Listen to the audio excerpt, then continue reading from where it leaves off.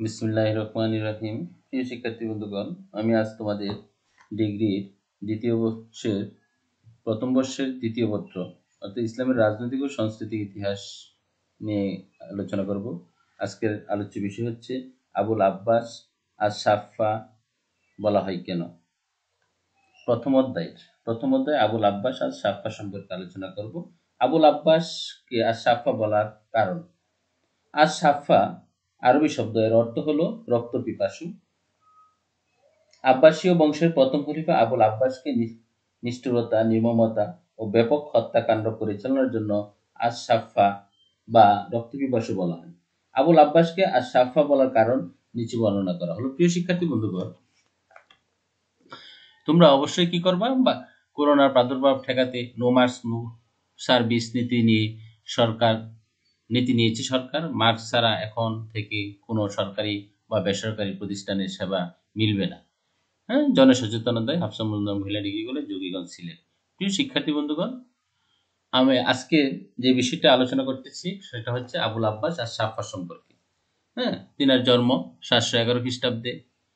পিতা মোহাম্মদ বিন আলী, বংশ আব্বাসী বংশ।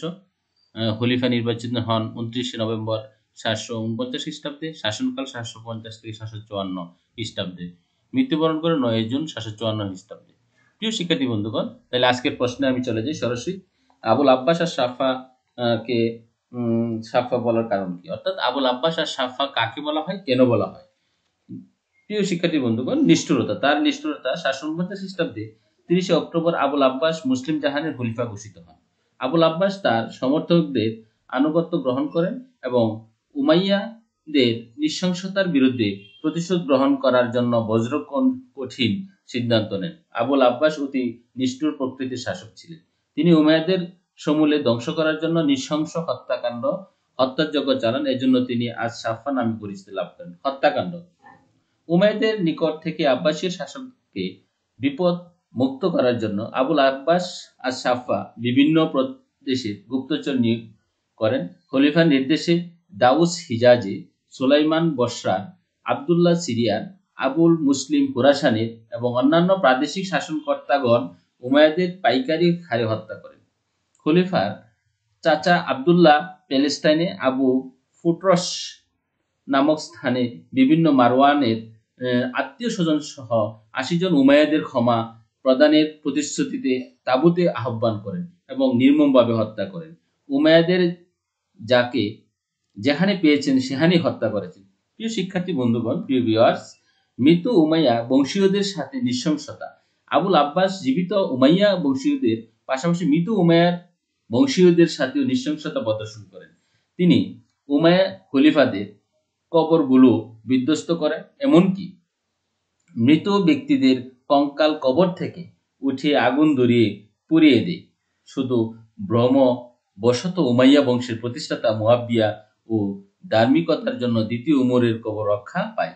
প্রিয় শিক্ষার্থী বন্ধুগণ, নির্মম চারিত্রিক বৈশিষ্ট্য ছিল আবুল আব্বাস আর সাফা। আবুল আব্বাস আর সাফা আব্বাসী বিরোধীদের দমন করার স্বার্থে আর সাফা বা রক্তপিপাসু উপাধি ধারণ করেন। উমাইয়া ও বিরোধীদের প্রতি নিষ্ঠুর আচরণের মাধ্যমে তিনি উপাধিকে সার্থক করে তুলেছিলেন। ঐতিহাসিক ওয়েল বলেন, আবুল আব্বাস শুধু বর্বর পাষণ্ডই ছিলেন না, মিথ্যা প্রতিশ্রুতি দানকারী ও কৃতঘ্ন বিশ্বাসঘাতক ছিলেন।